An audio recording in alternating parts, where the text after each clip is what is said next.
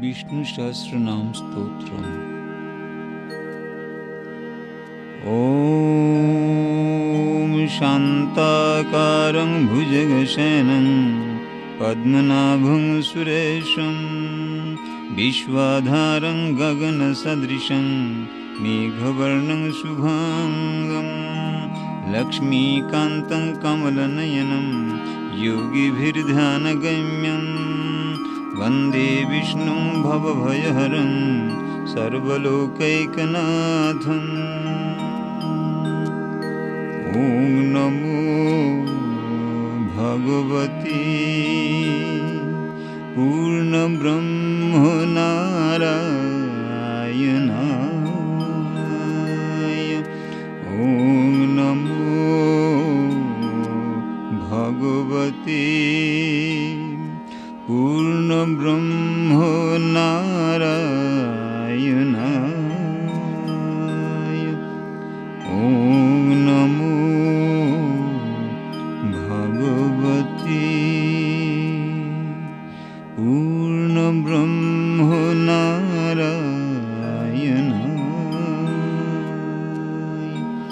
अथ श्री विष्णु सहस्रनाम स्तोत्रम। यस्य स्मरणमात्रेण जन्म संसार बन्धनात् विमुच्यते। नमस्तस्मै विष्णवे प्रभ विष्णवे। नमः समस्तभूतानां आदिभूताय भूभृते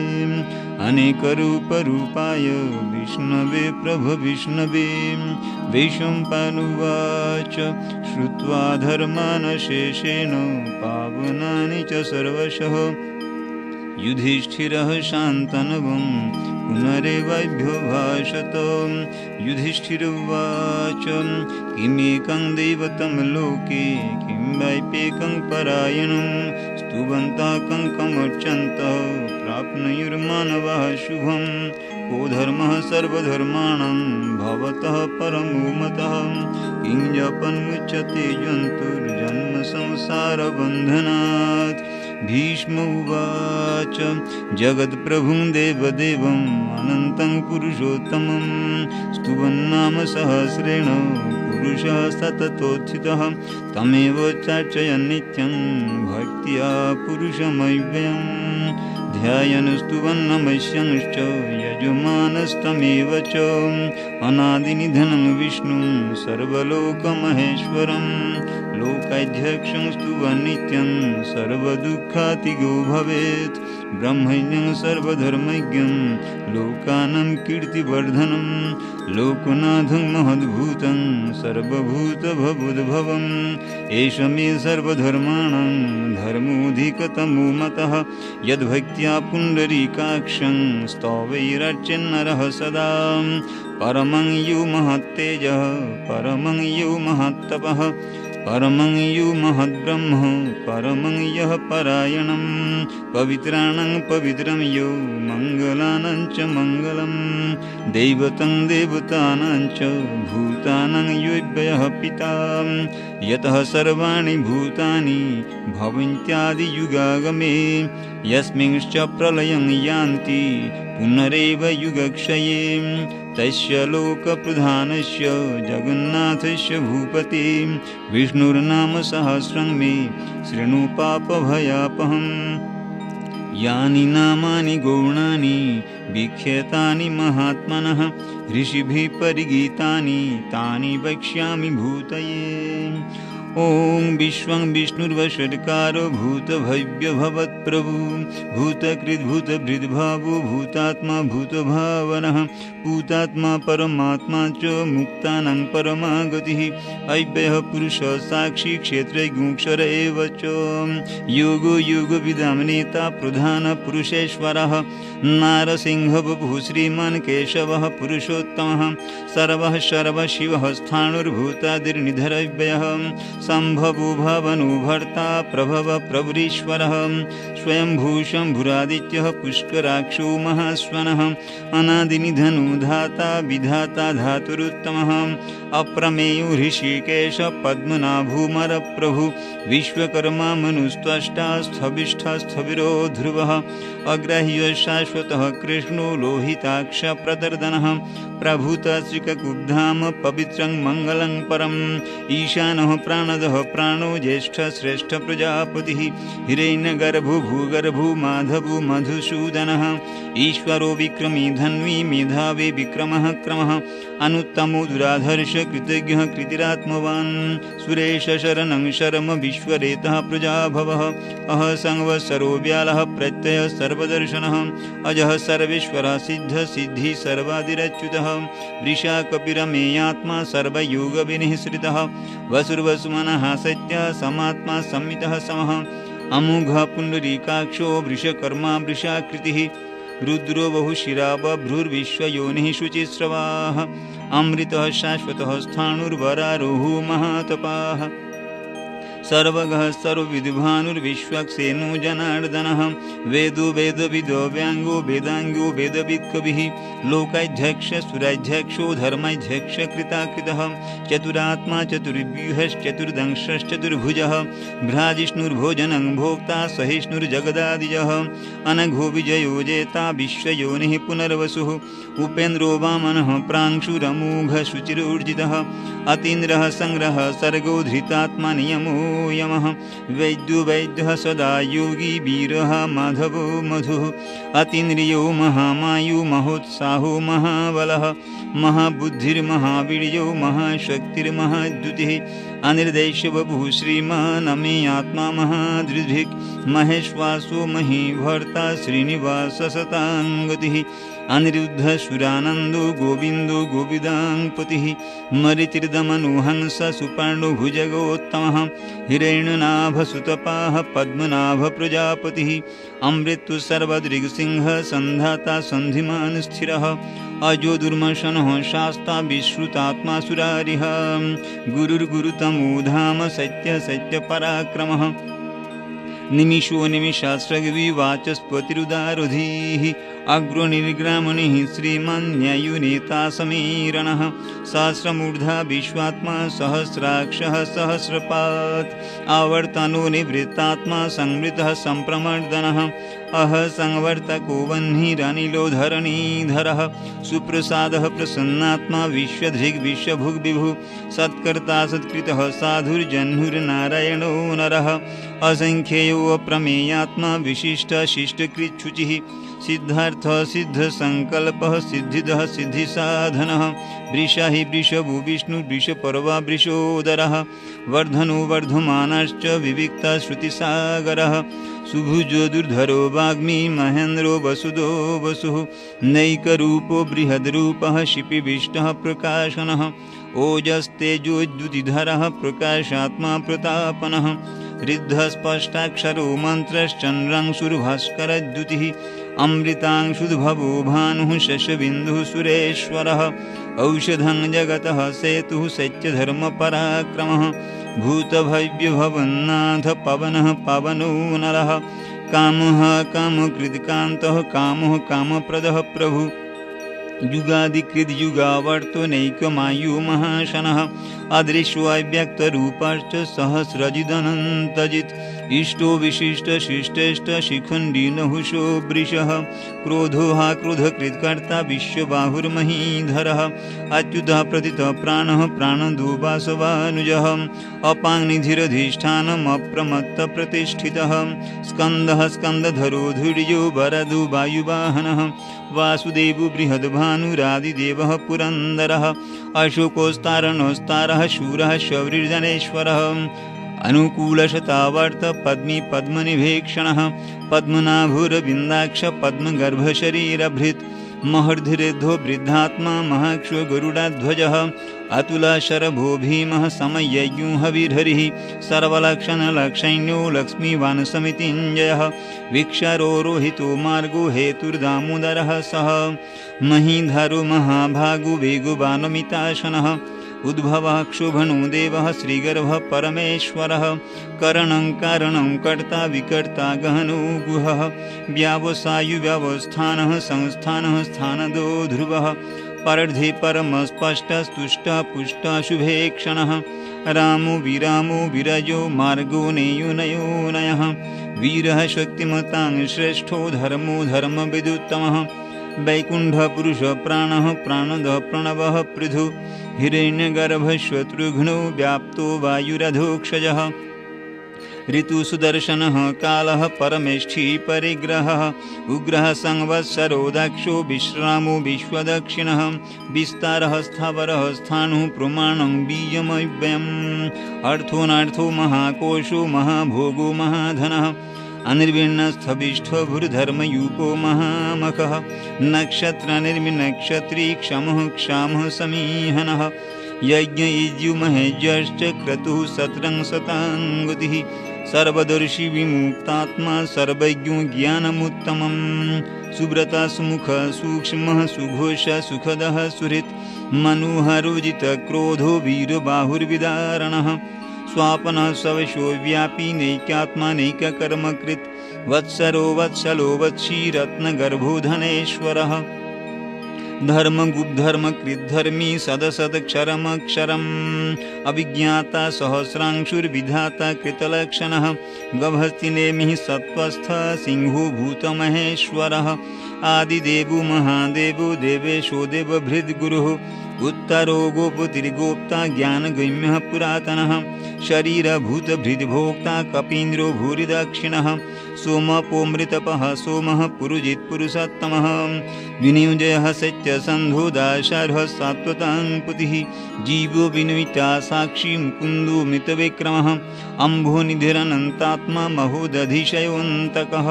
अजो महार्हः स्वाभाव्यो जितामित्रः प्रमोदनः आनन्दो नन्दनो नन्दः सत्यधर्मा त्रिविक्रमः महर्षि कपिलाचार्यः कृतज्ञो मेदिनीपतिः त्रिपदश्रीदशाध्यक्षो महाशृङ्गः कृतान्तकृत् महावराहो गोविन्दः सुषेणः कनकाङ्गदी गुह्यो गभीरो गहनो गुप्तश्चक्रगदाधरः वेदाः साङ्गवजितः कृष्णो दृढः सङ्कर्षणोच्युतः वरुणो वृक्ष पुष्कराक्षो महामनाः भगवान् भगवानन्दी वनमाली हलायुधः आदित्यो ज्योतिरादित्यः सहिष्णुर्गतिसत्तमः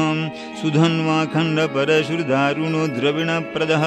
दिविस्पृक्सर्वदृग्वासो वाचस्पतिरयो निजः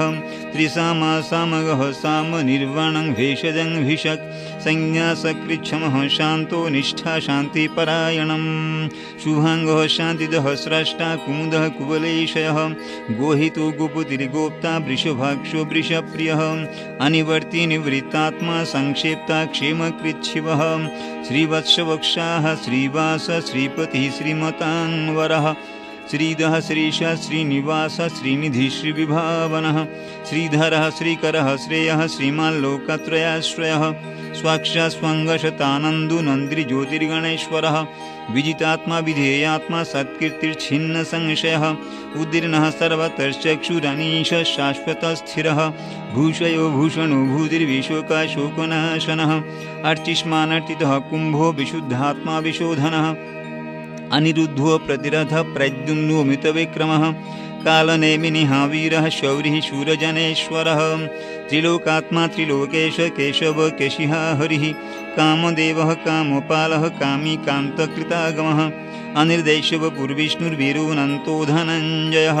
ब्रह्मण्यो ब्रह्मकृद्ब्रह्म ब्रह्मविवर्धनः ब्रह्मविद्ब्राह्मणो ब्रह्मी ब्रह्मज्ञो ब्राह्मणप्रियः महाक्रमो महाकर्मा महातेजा महोरगः महाक्रतुर्महायज्वा महायज्ञो महाहविः स्तव्यस्तव प्रियः स्तोत्रं स्तुतिः स्तोतारणप्रियः पूर्णः पूरयिता पुण्यः पुण्यकीर्तिरनामयः मनुजवस्तीर्थकरो वसुरेता वसुप्रदः वसुप्रदो वासुदेवो वसुर्वसुमना हविः सद्गतिः सत्कृतिः सत्ता सद्भूतिः सत्परायणः शूरसेनो यदुश्रेष्ठः सन्निवाससु यामुनः भूतावासो वासुदेवः सर्वासु निलयो नलः दर्पहादर्पदो दृप्तो दुर्धरोऽथा पराजितः विश्वमूर्तिर्महामूर्तिर्दीप्तमूर्तिरमूर्तिमान् अनेकमूर्तिरव्यक्तः शतमूर्तिशताननः एकोनैकसर्वः किं यत्तत्पदमनुत्तमं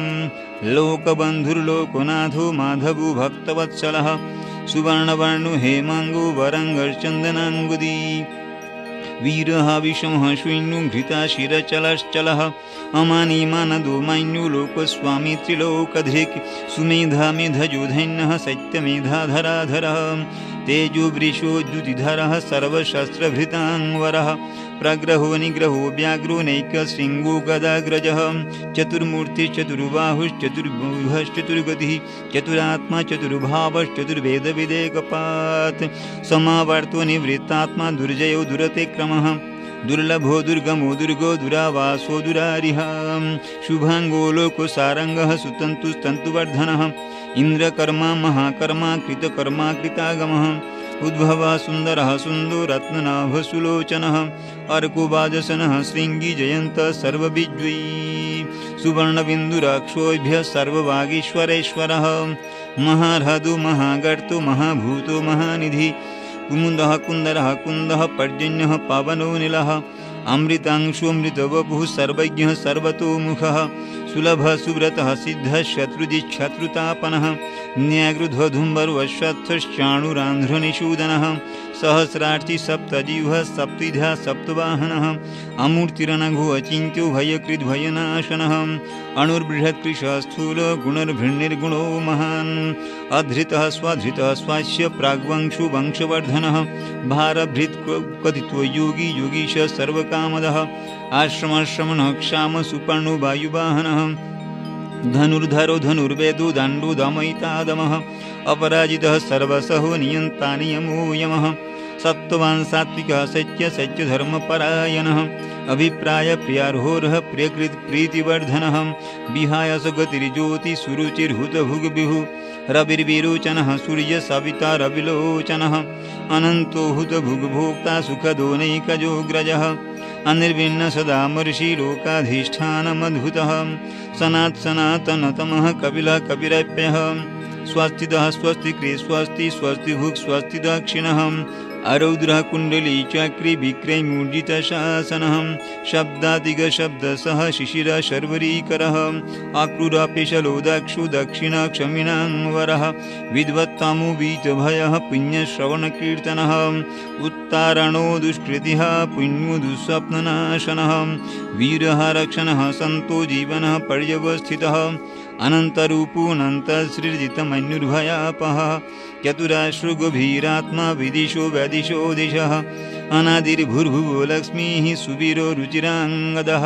जननो जनजन्मादिर्भीमो भीमपराक्रमः आधारनिलयो धाता पुष्पहासप्रजागरः ऊर्ध्वगासत्पथाचारः प्राणदः प्रणवः पणः प्रमाणं प्राणनिलयः प्राणभृत् प्राणजीवनः तत्त्वं तत्त्वविदेकात्मा जन्म मृत्युजरादिगः भूर्भुवः स्वस्तरुस्तारः सविता प्रपितामहः यज्ञो यज्ञपतिर्यज्वा यज्ञाङ्गो यज्ञवाहनः यज्ञभृद्यज्ञकृद्यज्ञ यज्ञभुयज्ञसाधनः यज्ञान्तकृद्यज्ञगुह्यम् अन्नमन्नाद एव च आत्मयोनिः स्वयं जातो वैखानः सामगायनः देवकीनन्दनः स्रष्टा क्षितीश पापनाशनः शङ्खभृन्नन्दकी चक्री शार्ङ्गधन्वा गदाधरः रथाङ्गपाणिरक्षभ्यः सर्वप्रहरणायुधः शङ्खभृन्नन्दकी चक्री शार्ङ्गधन्वा गदाधरः रथाङ्गपाणिरक्षभ्यः सर्वप्रहरणायुधः सर्वप्रहरणायुध ॐ नमैति इतीदं कीर्तनीयस्य केशवस्य महात्मनः नाम्नं सहस्रं दिव्यानाम् अशेषेण प्रकीर्तितं य इदं शृणुयात् नित्यं यश्चापि परिकीर्तयेत् न शुभं प्राप्नुयात् किञ्चित् सोमुत्रेह च मानवः वेदान्तागो ब्राह्मणः स्यात् क्षत्रियो विजयी भवेत् वैश्यो धनसमृद्धः स्यात् शूद्रः सुखमवाप्नुयात् धर्मार्थी प्राप्नुयात् धर्मम् अर्थार्थी चार्थमाप्नुयात् कामानो वाप्नुयात् कामी प्रजार्थी प्राप्नुयात् प्रजां भक्तिमान् यः सदोत्थाय शुचिस्तद्गतमानसः सहस्रं वासुदेवस्य नाम्नामेतत् प्रकीर्तयेत् यशः प्राप्नोति विपुलं ज्ञाति प्राधान्यमेव च अचलां श्रियमाप्नोति श्रेयः प्राप्नोत्यनुत्तमं न भयं क्वचिदाप्नोति वीर्यं तेजश्च विन्दति भवैत्यरोगोद्युतिमान् बलरूपगुणान्वितः रोगार्तो मुच्यते रोगाद् बद्धो मुच्येत बन्धनात् भयान् मुच्येत भीतस्तु मुच्येतापन्न आपदः दुर्गण्यातितरत्याशु पुरुषः पुरुषोत्तमं स्तुवन्नाम सहस्रेण